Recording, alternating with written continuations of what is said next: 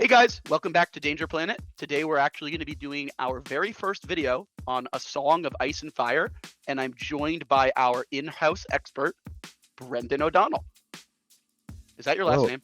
yes, it is. Oh, good. I got it right. Perfect. You nailed it, lady. I nailed it.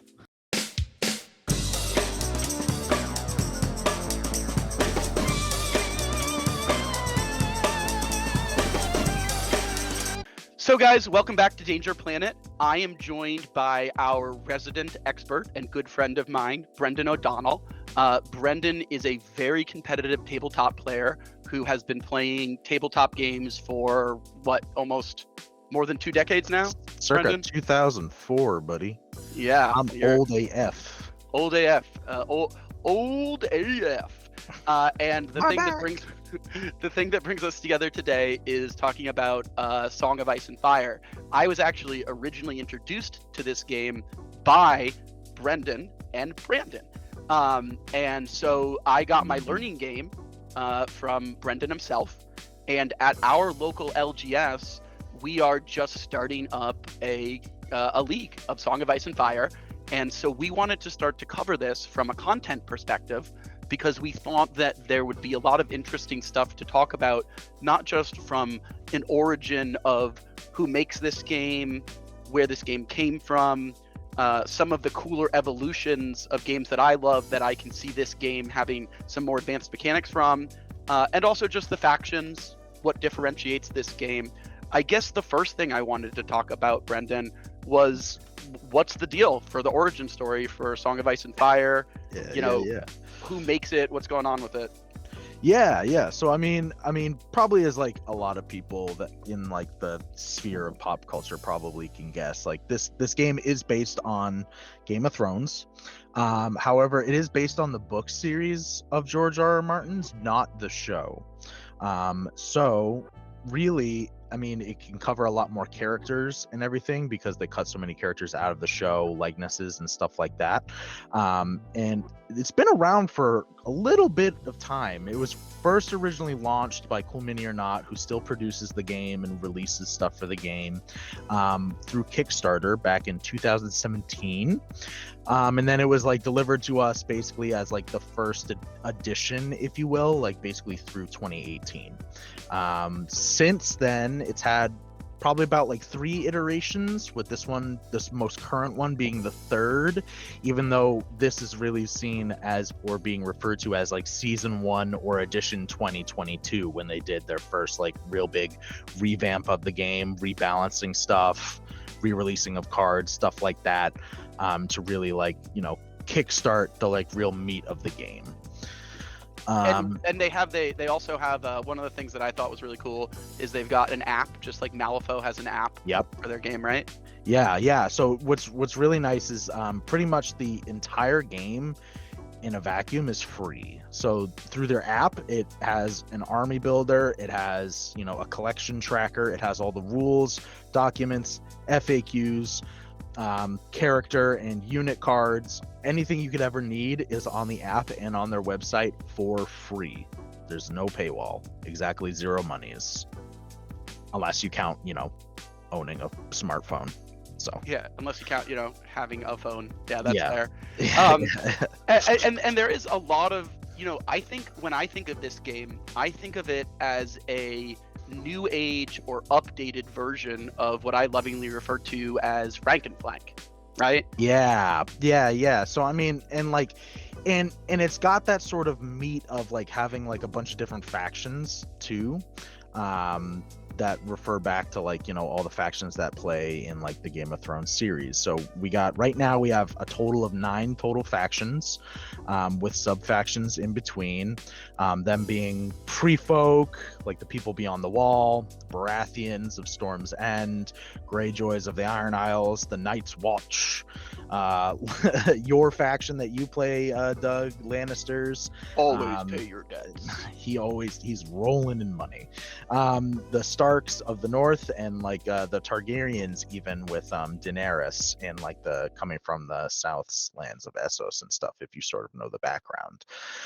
And yeah, it's interesting because it is a rank and flank game, but where it sort of shines in like its first sort of mechanic space that I really like is that it has fixed unit sizes. So like you don't usually with rank and flank games, like my first love of Warhammer Fantasy and other rank and flanks that you see probably around nowadays, or Conquest, Last Argument Kings, games like that, where you have these rank and flank units, but they don't have the fixed unit sizes, so you can run into these like giant horde units that are like either too big, unwieldy to move around on the battle map, stuff like that. And generally the armies overall on the battlefield are smaller too. You only have like 4 to 6 units on the field, whereas with our more traditional rank and flanks, or even like Kings of War, another one comes to mind, you can have like min unit sizes of like 5 dudes per unit and have like a billion of them. So it really keeps it down in terms of like playtime as well as like total army size. It's also an alternating activations game too, so it's sort of updated in that sense as well. And then they've got the most unique thing, which I think is one of the coolest elements, is the political track. And so how you've got the actions on board, and then you always have the political track. Well, why don't you talk a little bit about kind of how that integrates into the gameplay, and how you've seen examples, just high-level examples of how it affects the board state itself, or Well, yeah. So basically, as Doug sort of pointed out, is that like the political board is an integral part of the game. It takes place off the battlefield. You have these political units that you hire in your army building stage, but they don't influence the battlefield at all. They influence this like political board, which you can activate those units to claim these boards to do specific things. But what's an integral part of it is that like it's part of the activation count. So without getting too deep into it, you can sort of activate those units first to sort of force your opponent into activating maybe their units on the battlefield before you do yours. So you sort of have like tempo control in that way. And also the effects on the political board are extremely powerful. They influence, card draw, stuff like that, buffs and debuffs to units, purging of debuffs, stuff like that. And so what's really nice about it is that like it doesn't feel like they just took this idea and stapled it onto like a tabletop miniatures game. It really, as you were saying, it really does feel like it is a very mindful part of the design of the experience. And the big thing that I agree with you 100% on is, because it's an alternating activation game, and like let's say the turn swings to you need to make a business decision. Are you going to go with one of your politicians to maybe claim the crown or the purse, or are you going to move that unit in for a charge before it gets countercharged? And I know even in the games we've played, those are decision points that come up all the time, right? And in every facet of the round, pretty much. Exactly. And then I think the last thing that's worth mentioning from a mechanics standpoint is the tactics deck. Why don't you talk a little bit about the core premise of what the tactics deck is, and then maybe give us a little bit of a very, very high level of the 9 different factions, and how the tactic decks and the political tracks and all the things that we talked about at a very high level kind of tie into making each one of those factions different. Don't spend too much time on it, because I don't think anybody wants to sit here for a million hours. I mean, so basically what happens when you choose your faction is that it comes with a faction deck. So that faction deck is 14 cards, 7 cards of 2 copies each. And then your next decision is basically what commander you want to lead your force, right? And those commanders don't cost any points. They're completely free to your army. And what they do is that they come with a complement of 3 cards, 2 copies each, for 6 to complete your tactics deck of 20. So each commander sort of has their own iteration of like what they're good at, and the tactics deck based on what faction you're playing also has like sort of a core mechanic ideology that you put together and sort of make the tactics deck that you're going to be used throughout the game. to put it in more layman's terms, your tactics deck is basically like, if you were to attribute it to like, James Workshop stuff, they're similar to like 40k stratagems, except when you're playing the game, you have a fixed hand size, so you don't have access to all of these cards at any one time. So that also influences what you're trying to do either on the political board and on the battlefield based on what cards either you have or what cards you're trying to dig to find. So, I mean, to go over like each of them really, the Free Folk, basically their tactics deck is sort of about like, comboing off, they're more of a hordes-based sort of faction that also denies points from your opponent because their units are sort of like garbage-y, quote unquote, and like don't grant victory points, stuff like that. Kind of bad, but not bad. Yeah, they're so good at being bad that they're like number one in the rankings for faction. And then so moving forward to like my faction, the Baratheons, the Baratheons tactics deck is very like, it's very reactionary. It's not proactive. It basically a lot of its cards revolve around my units doing stuff or my opponent's units doing stuff to my units is when I get to play them. And you're very tanky. You're very hard to like. Hard to move. Good armor save. Good like leadership, stuff like that. Sort of like a very like dwarvish play style in terms of like fantasy stuff. Yeah. The Greyjoys are they're sort of a mix of both attrition and their own sort of beast. Like they have a lot of ways to like move damage from one unit to another, get extra attacks in, stuff like that, debuff other units. The Night's Watch their tactics deck has like, sort of these sort of like elite oath cards that you can attach to units to permanently buff those units, and you can sort of take these oath cards and play them on like, one unit and sort of make it this like death ball, like, unit of like Jedi warriors that like is very hard to move or like keep pinned down. The Lannister one in Valyrian steel lightsabers. Yes, they are wielding the steeliest of lightsabers. They don't make the whoosh, so like they don't make the whoosh except when they cut people's enemies' heads off. Then they make then they get the whoosh. But very sparingly.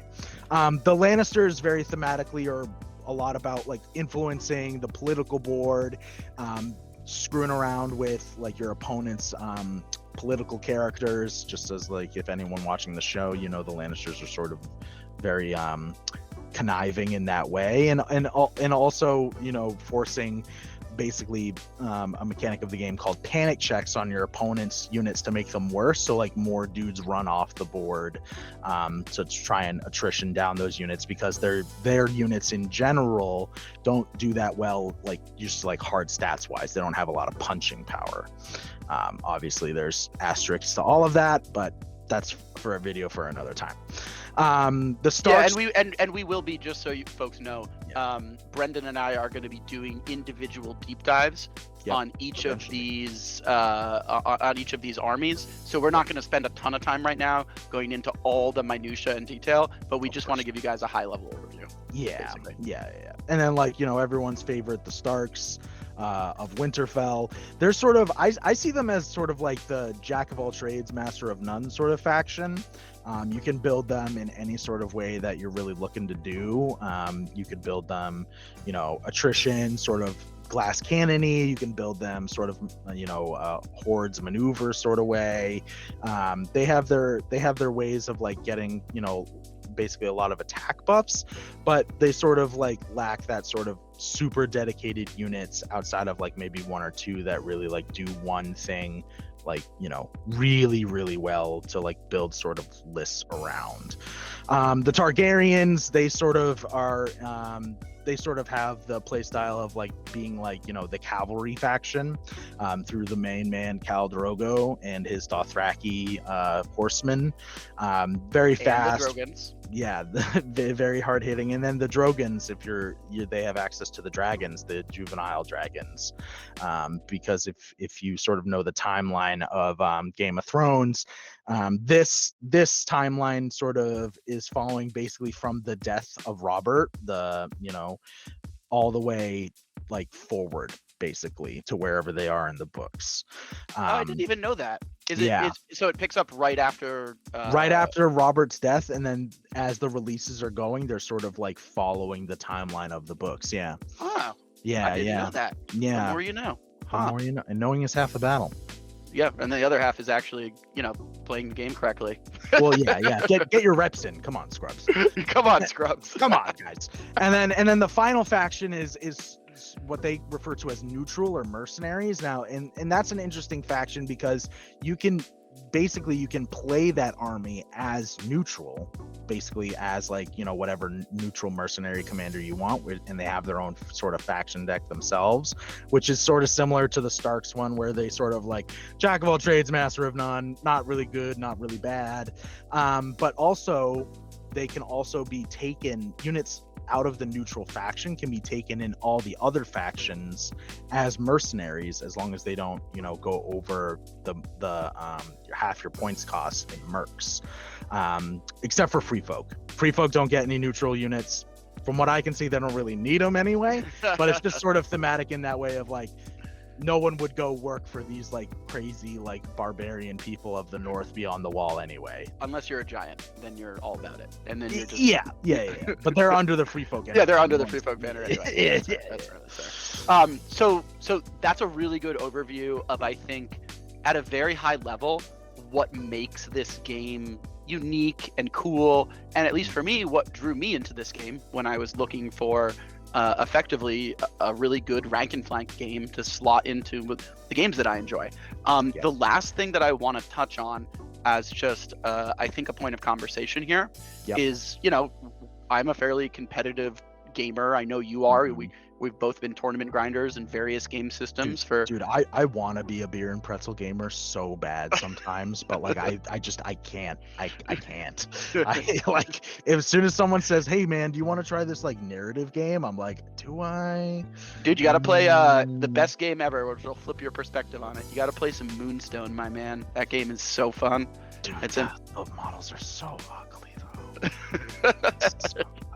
Savage. All right, so let's the last part of what we want to talk about is tournament play.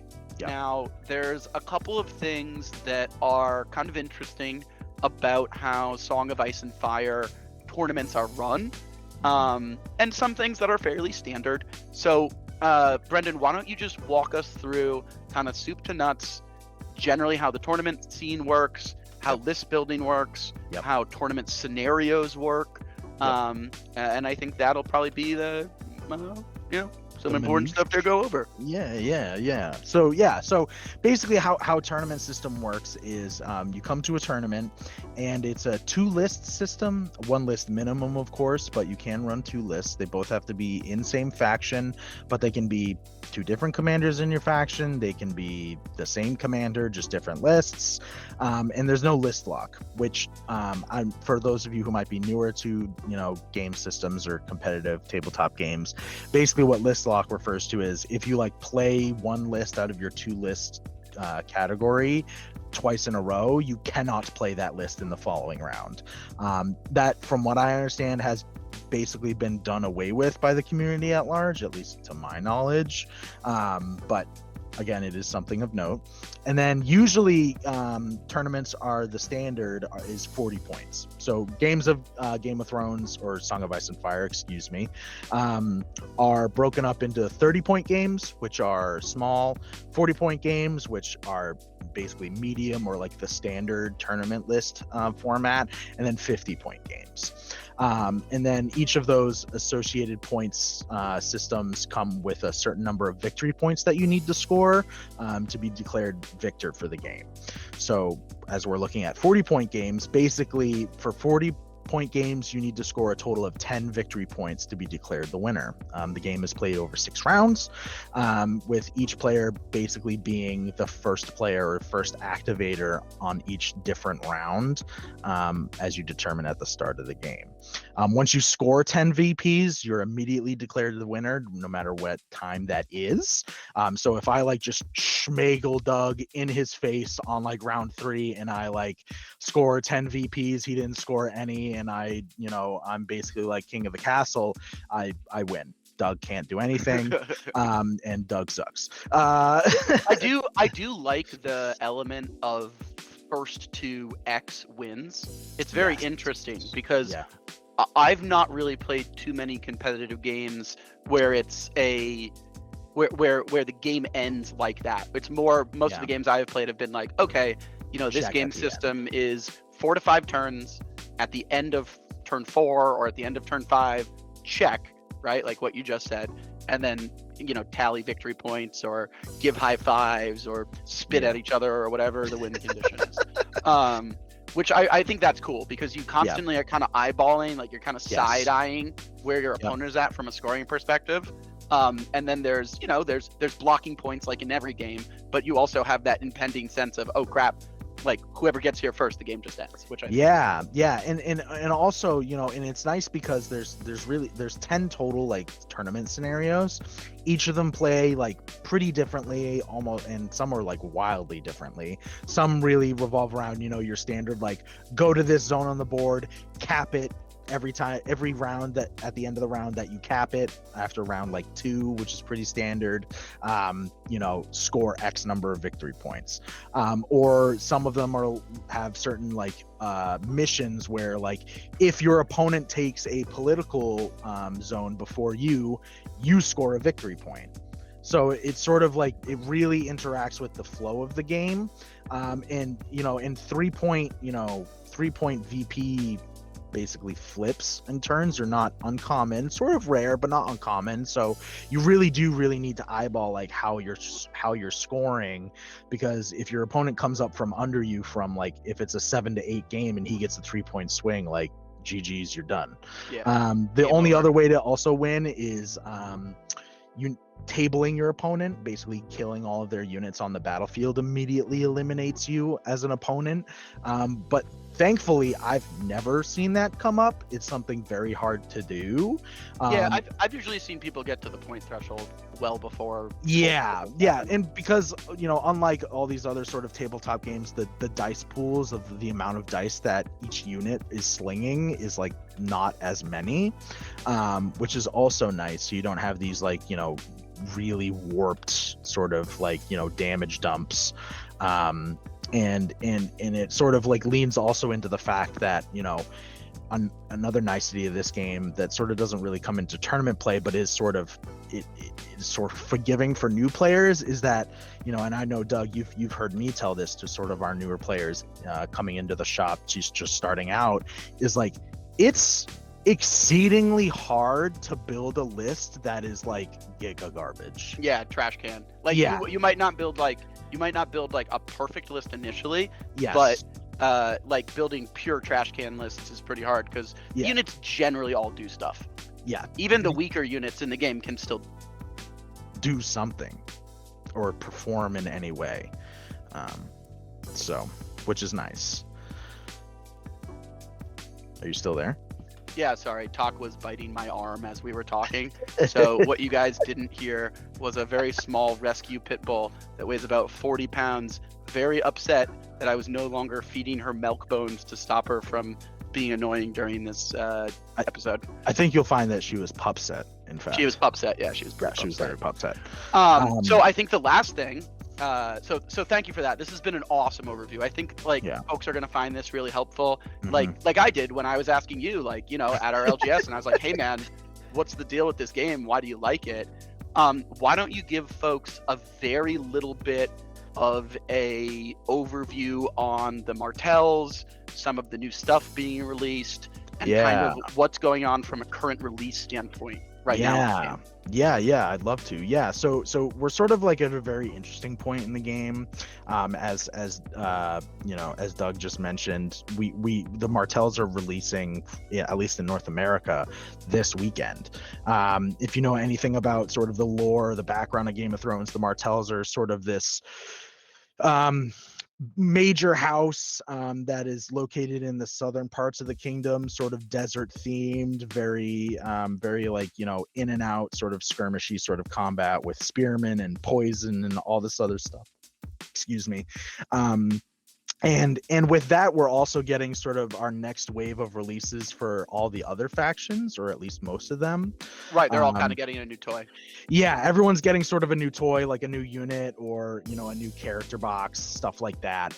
And we actually just the other day got word of like more Q4 stuff coming out for the Starks, the Free Folk, the Targaryens, and I do believe the Martell's next box is being dropped as well.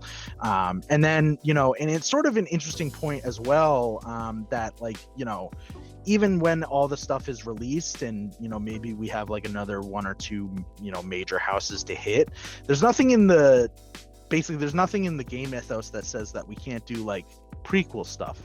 So, like, you know, the timeline of like, there's such a rich background, and and it's like what I you mean, said George before. like literally can't stop writing even though he can't finish anything, so and it's the laziest creative genius of all time. yeah, it's like it's wild. Yeah.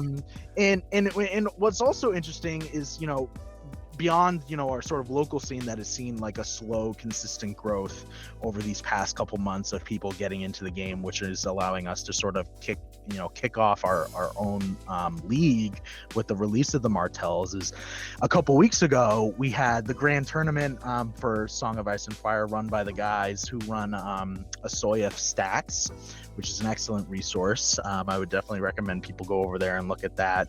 We'll link that in the description. Oh, and also, as we're on that subject, any other good websites for folks to educate themselves on, chat on? Obviously, we have a Discord. You're the mod in our Discord for Song of Ice and Fire. Yep. And any other good websites to keep track of the game on or through? Yeah. So I follow on YouTube 3 Sales Gaming.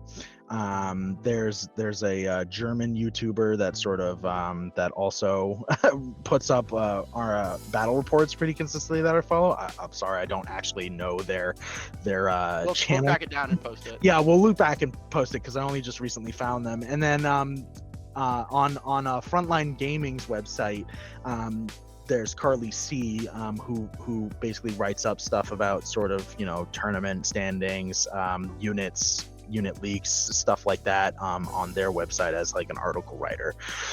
And I mean, you know, the grand tournament held in London had a total of 116 players. So which is awesome. It's good to see new releases, consistent new releases, Yep. a growing pool of support.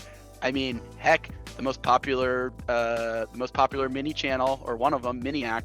This is like Miniac's favorite game. Yeah, right? He's played it a lot on stream. He's posted YouTube videos about it, not only just like, you know, his own, you know. He has the Greyjoys, I think. Yeah, he's a Greyjoy boy. Yeah, he plays Greyjoys. So. Cool. All right. Well, I mean, this was awesome. So, guys, I really hope you enjoyed this. This is our very first Song of Ice and Fire video, but there'll be lots more. You're going to see a lot more of Brendan. He's going to kind of be your guide from the Danger Planet perspective to the world of Song of Ice and Fire. Hopefully, at some point, your three-eyed raven. Yeah, your three-eyed raven. Except I'm not an old guy who just, you know. No, you're like the Raven from the Sandman show. You're like that, you know, the anthropomorphized. I'm Patton Oswalt. Let's go. Let's go. Anyway, guys, we're gonna have a bunch more content. You're gonna be seeing a lot more of Brendan. We're gonna be doing Legion and Army overviews. We're gonna be doing tactics overviews. We're gonna be covering new releases of the product and just a lot of stuff for the game. Folks at our LGS are really getting into it. I myself now have a fully ready Lannister army. So I hope you guys enjoy the content, and we'll see you next time on the planet. See you guys next time. say goodbye, Mr. Brandon. No, I'll say Oh. see you later.